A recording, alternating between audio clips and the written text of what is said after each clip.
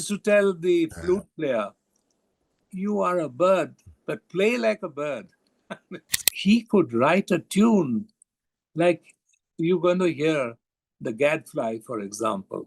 It's absolutely beautiful. And his knowledge of music was such that he could be compared, I believe, with any of the great geniuses of the 19th or 20th century. Welcome to This Week at the NCPA. We're absolutely thrilled as we herald another autumn 2025 season. This is remarkable. Thank you, City India, our patrons.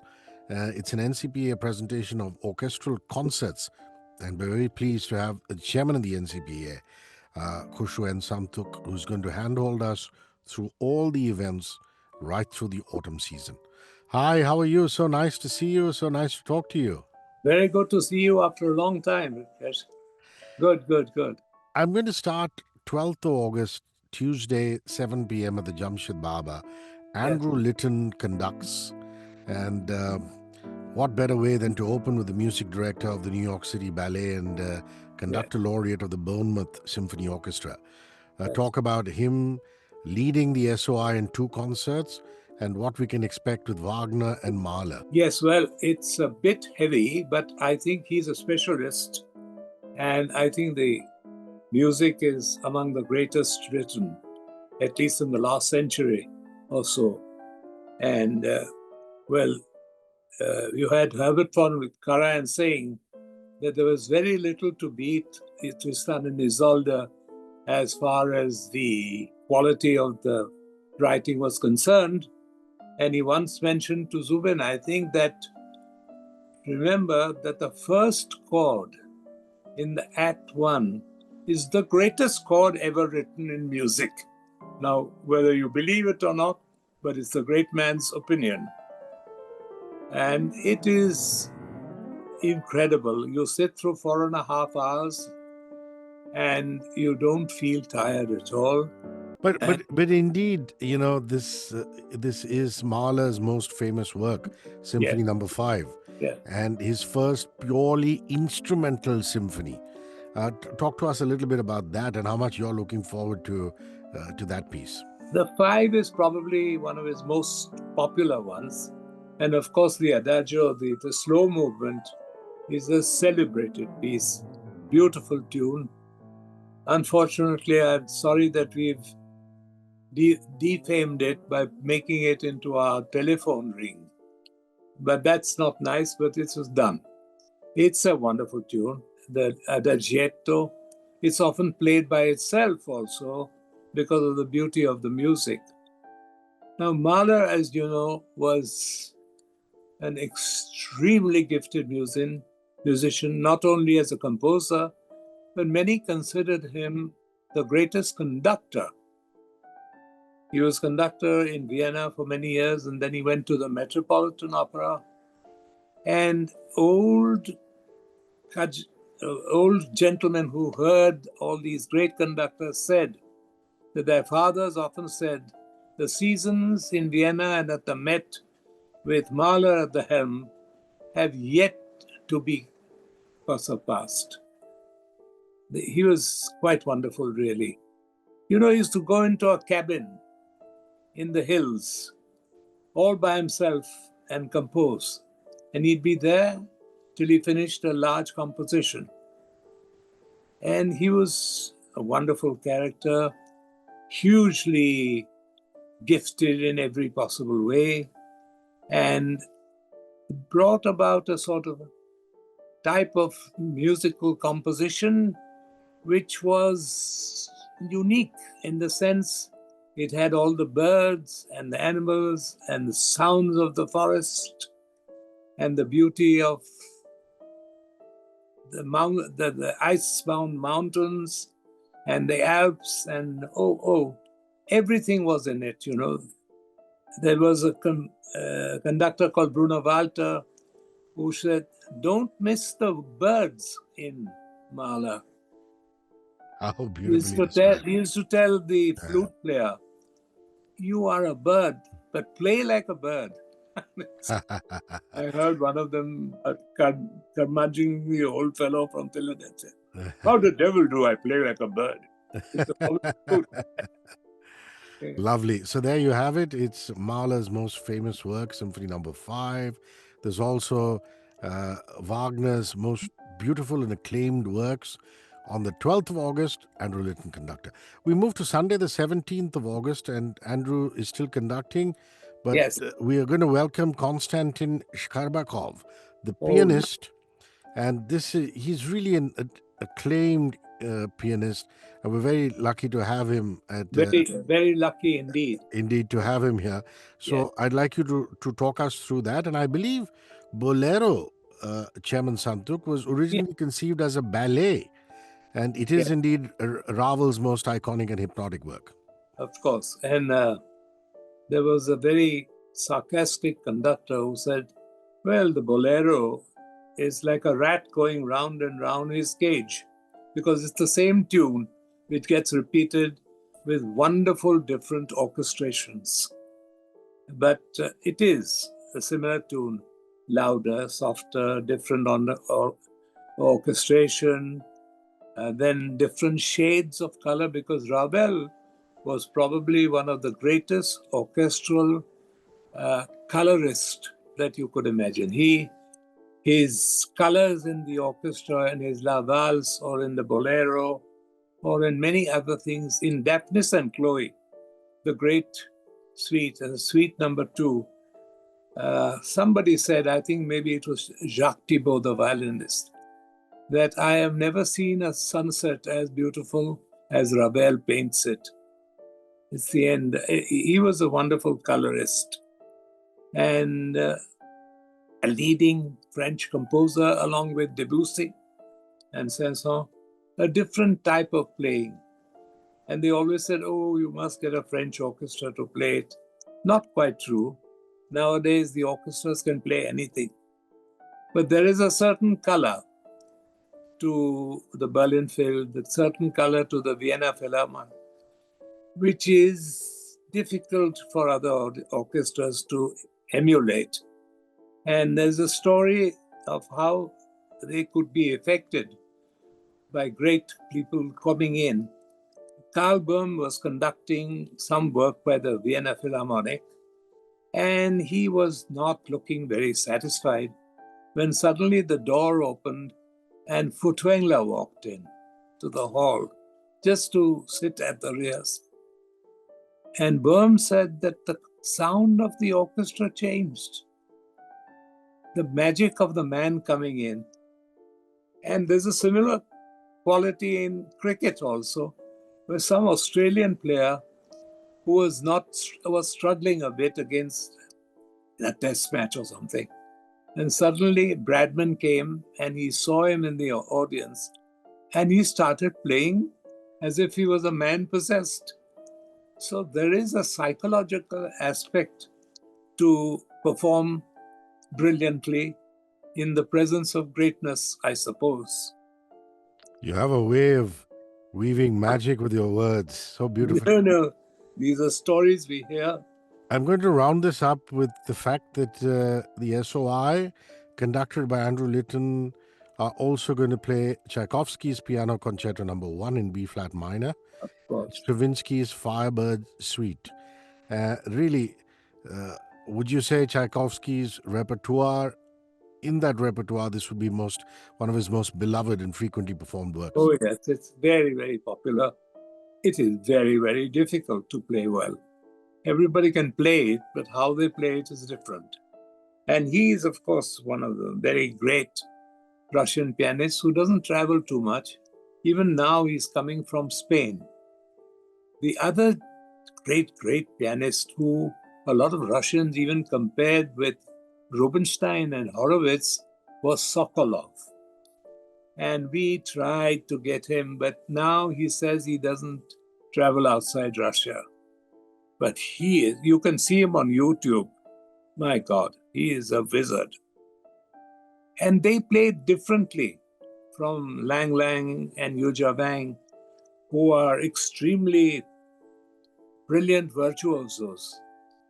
But but the Russian element is perhaps not, it's a very controversial thing I'm saying, but it's like eating Indian food in a foreign restaurant, if you want to put it that way. Those chaps are in their own genres, in their own home, in their own traditions. Okay. Okay, there's some very interesting discounts for you people who are listening. For the Symphony Orchestra of India Autumn 2025 season, we're offering patrons who purchase tickets for 3 or more concerts a 20% discount on their purchase. This is available at the NCPA box office only. Otherwise, regular ticketing is also on bookmyshow.com or bookmyshow the app. And then there's a student discount, a 50% student discount for the autumn concerts. There will be a limit on the number of discounted transactions per concert, only one discounted seat per transaction, and that's also available at the NCPA box office only. We move now to the performance on the 22nd of August, 7 p.m. This is delightful news that Martyn Brabbins shall be SOI's chief conductor from January of 2026, Chairman Suntook. And Yes. he now returns to conduct the SOI for 2 concerts this particular season. Let's start talking about Martyn and then move on to the program for the evening. Yes. Well, Martyn's been a friend, and you know, he was the chief conductor of the English National Opera, which was conceptualized so that the Brits could hear Italian opera, German opera in English. And of course, it was a huge opera house, and he made a huge success of it. He was actually a friend of Marat Bisengaliev because he studied in Russia also. And therefore, he's got quite a Russian, shall we say, bent towards music. He is extremely versatile. He is a great opera conductor. He's a very fine orchestral music conductor. And his specialty, of course, Russian music, all other music, and also Italian and French opera, etc. I've heard him doing something like Macbeth, then Hernani, which he does very well, and then suddenly something by Vaughan Williams, a symphony. So he is very versatile, and he's a fine teacher, and therefore ideal for our orchestra, who is now maturing, but they still need the guidance of a vastly experienced person who is himself an instrumentalist also. So I've seen him after a concert going around to a horn player or going to a oboe player or somebody and saying, well, chatting with them, and they were all delighted because he is not at all snooty. He's very friendly and he is very helpful, which is a great thing for especially the young players in our orchestra. And now we've got quite a few Indians, and they require this kind of guidance. And he is ideal for it. And his knowledge of the genre, whether he's playing Russian, English, he wants to do Beethoven all the time. He is versatile and therefore ideal for an orchestra of our age and our comparative limitations compared to the great orchestras of the world. So a good fit, shall we say. I believe Shostakovich's Symphony Number 5, which they are going to perform on the 22nd August at 7 p.m., was written under intense political pressure, Chairman Suntook. And this was during Stalin's regime. And that in itself makes it very, very powerful in terms of personal expression and public statement.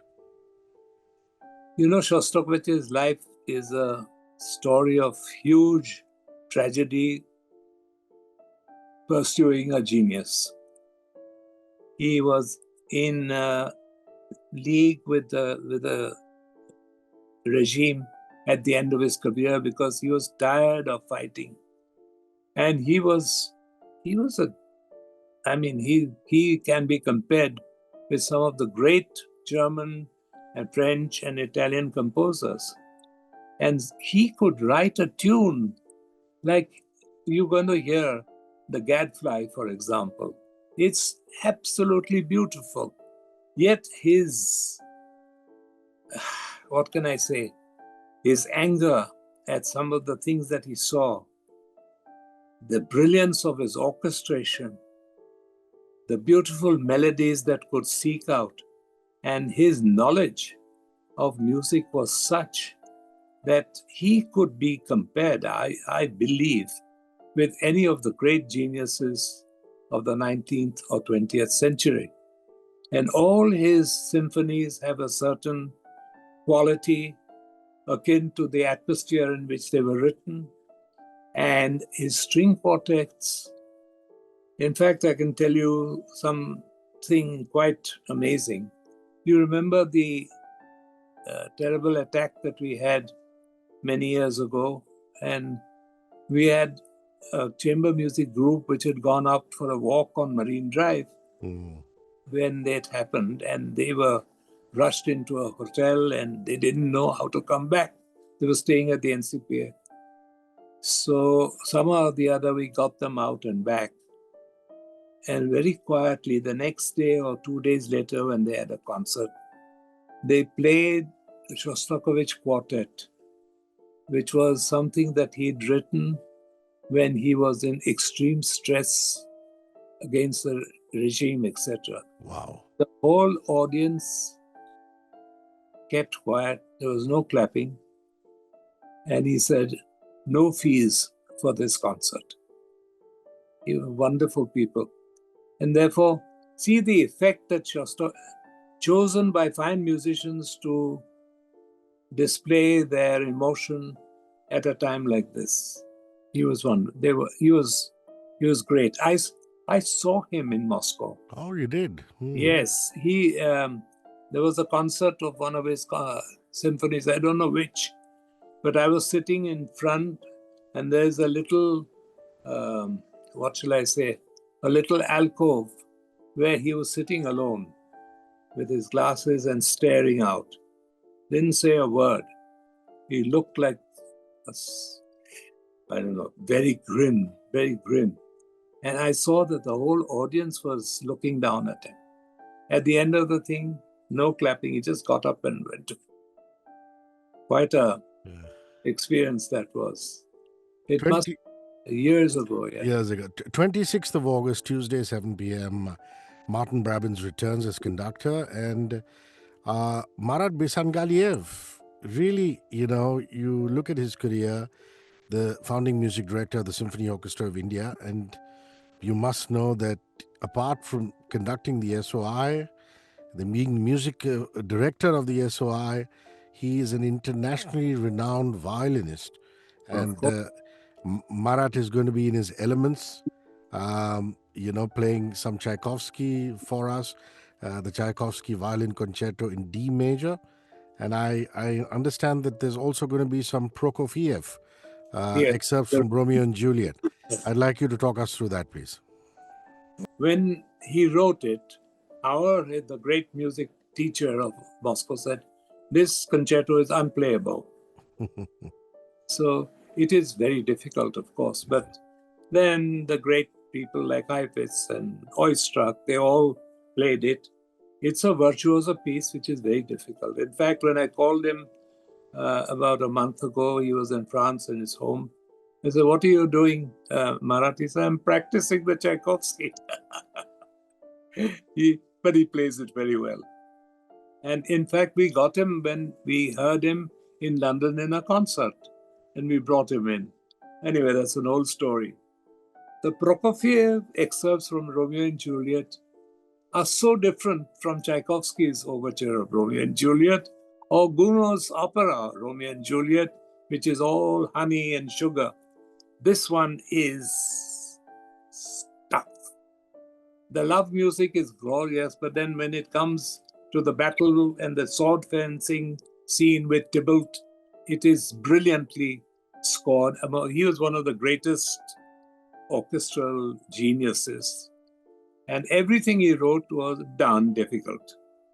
whether it was his piano concerti number two or a great encore piece of all the great Chinese pianists, Lang Lang, Yu Wang, is the toccata.